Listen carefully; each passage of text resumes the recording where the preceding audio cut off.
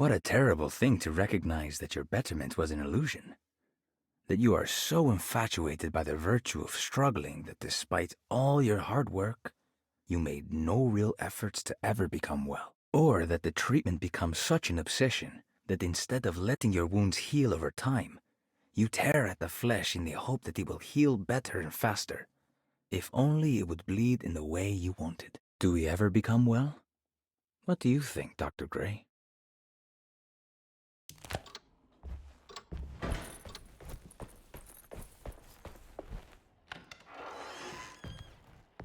There must be a spare key to Dr. Gray's office in here somewhere. I don't have the combination for this, but maybe Jeremy did.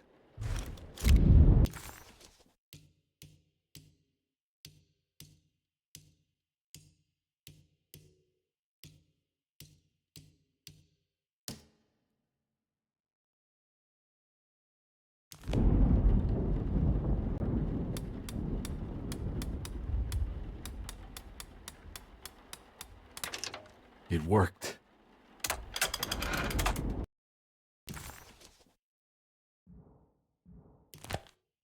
The last guest in the empty room suffered from severe maladaptation. I must write this down, because if I understand the condition sufficiently, it could make me deny this fact at a later date, and there is reason for me to think I may come to suffer the consequences from this dysfunction, as some who came in contact with the guest seemed to adopt a new worldview in which everything was predetermined but broken. Upon accepting this worldview, some memories became unmanageable and later rejected. I do not know what this means. I cannot even remember the fate of the guest. I think they were simply misplaced one day and forgotten. Just like all documents pertaining to this guest, they have all been destroyed, or they never existed in the first place. Who wrote this? There has never been a guest in the empty room.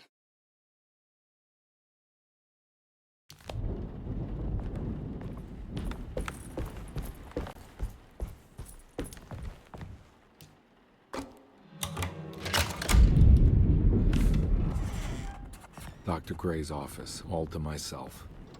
Let's see if we can figure this guy out.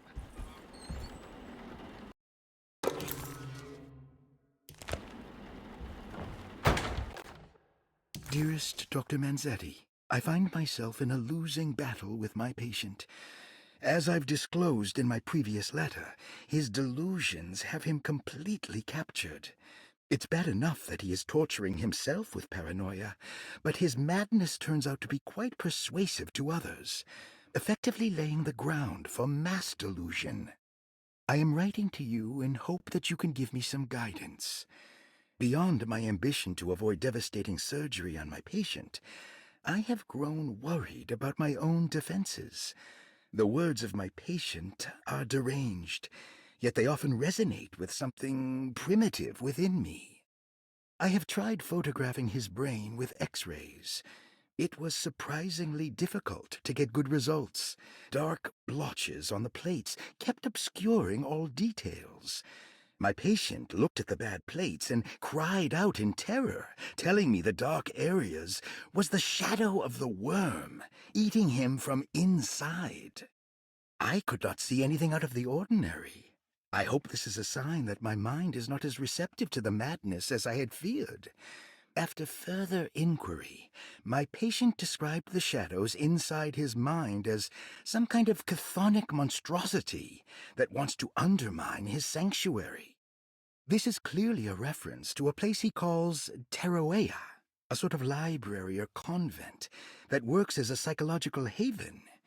With this imaginary haven threatened by this Chthonian, he has now constructed another, less pleasant hiding spot. Lately, he has been bringing up a metaphor of a steamboat that has run aground, that he feels like he needs to start the engines and reverse, but he is afraid that the hole in the hull would cause the whole ship to sink.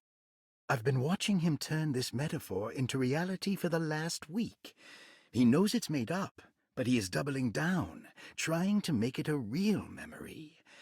I feel certain that this is my chance to break through the barriers of his self-deceit.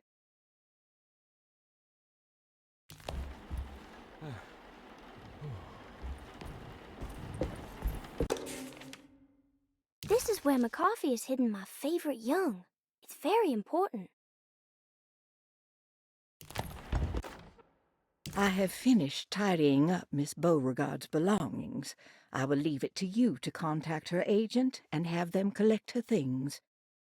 I found one of Grace's drawings she might want back, along with this key in her room, which I believe you've been looking for, Mrs. Thompson.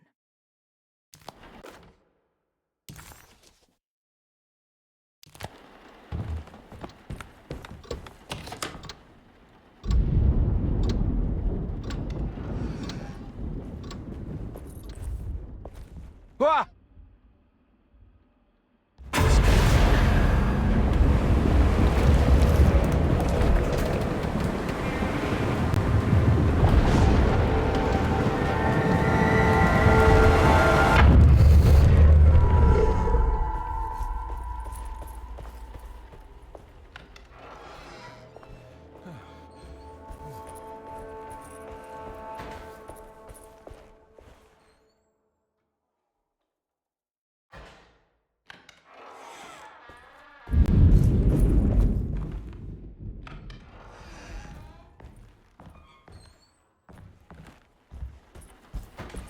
Looks like McCarthy has something hidden inside.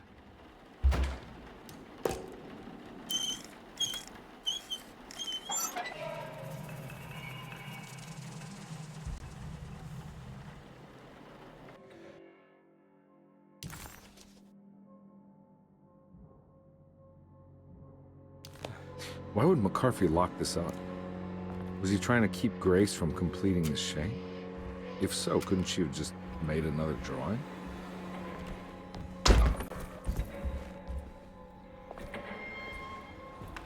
What the hell happened in here?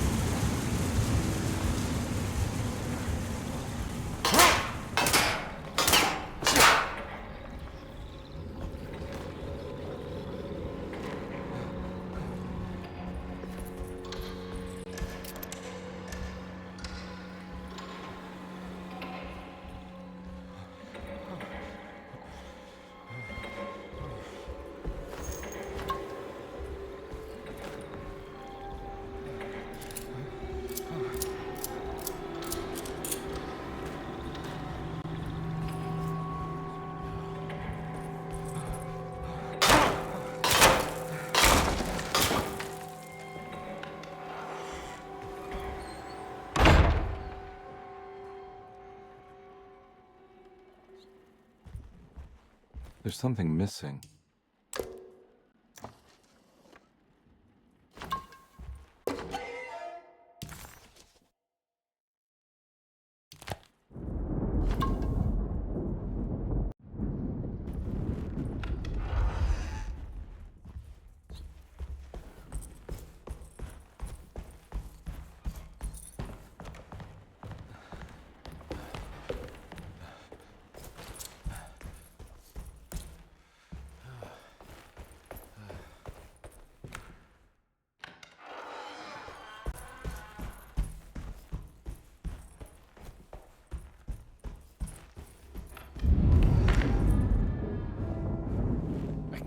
take this much more.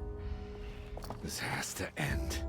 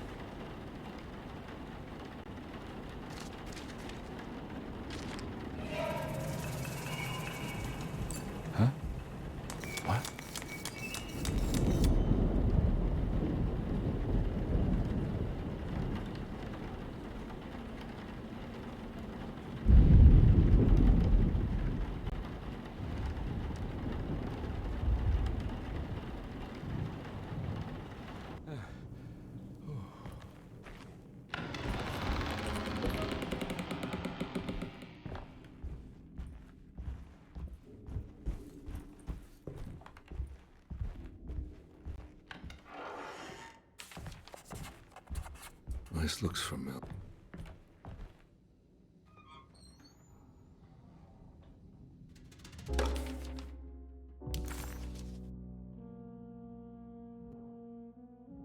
That's me.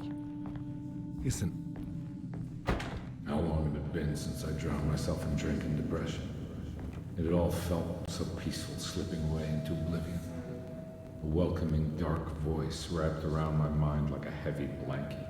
It turned off suddenly as I woke up from the sound of my office door closing shut. A messenger had left a telegram from Mrs. Saunders. She had a lead on where to find her husband and her kidnapped daughter.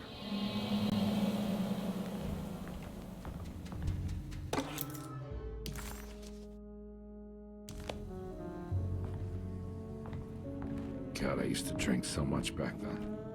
When was this exactly? What case was I working?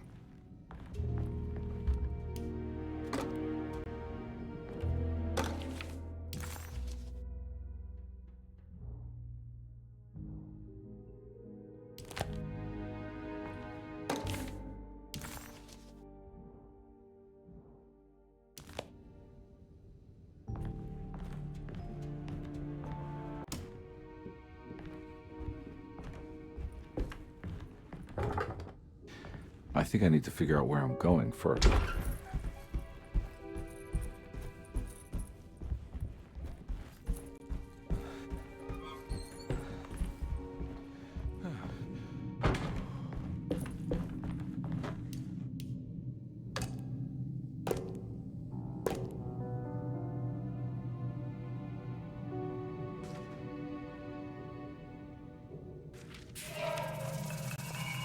I remember this case. Some kid got taken by her father, headed out of state, but he had made a mistake by selling a painting that his wife actually cared about to a collector named Thornhill to fund his venture. That's how I tracked him down. At least I think so.